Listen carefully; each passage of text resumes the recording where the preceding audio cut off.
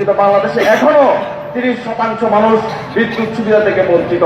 সংগ্রামী উপস্থিতি, বিশ্বে যতগুলো ইতিবাচক দিক রয়েছে, যতগুলো সুযোগ রয়েছে ইতিবাচক, সব সুযোগে বাংলাদেশ পিছিয়ে, আর যতগুলো নেতিবাচক সুযোগ রয়েছে সব সুযোগে বাংলাদেশ প্রথম অবস্থানে রয়েছে, প্রথম দিকে রয়েছে। এ হলো আমাদের বাংলাদেশের অবস্থা।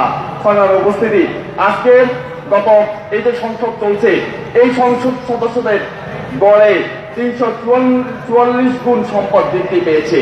এ হলো আমাদের বাংলাদেশের অবস্থা। এই অবস্থায় কি পরিবর্তনের প্রয়োজন আছে? এই অবস্থায় কি পরিবর্তন আপনারা চান?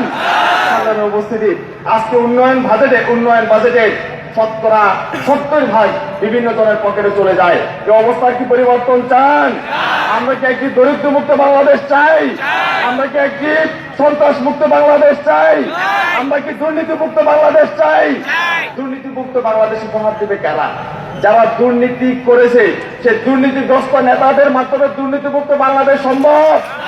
সন্ত্রাস মুক্ত যারা সন্ত্রাসের গডফাদার, তাদের মাধ্যমে সন্ত্রাস মুক্ত বাংলাদেশ সম্ভব।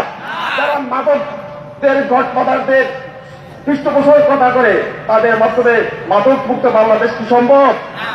অতএব পরিবর্তনের সিদ্ধান্ত আমাদের নিতে হবে। আগামী 30 তারিখ আমাদের সে পরিবর্তনের সিদ্ধান্ত।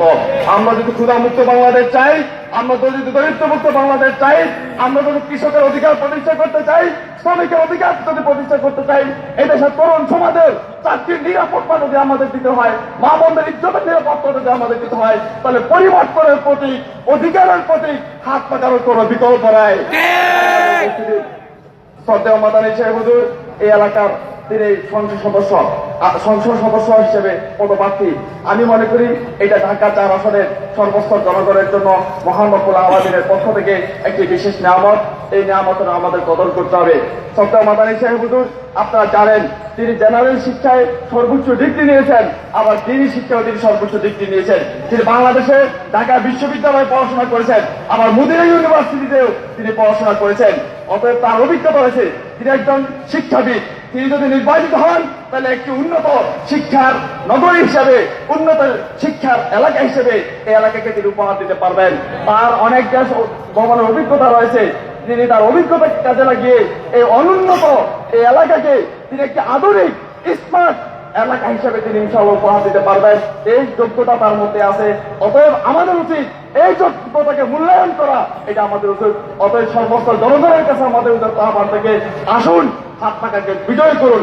সর্বশেষ যে কথাটি বলতে চাই, আমাদের শ্রদ্ধেয় নির্বাচন কমিশনার রফিকুল ইসলাম সাহেব বলেছেন, হানাহানি মারামারি এটা নাকি বাংলাদেশের নির্বাচনের সংস্কৃতি।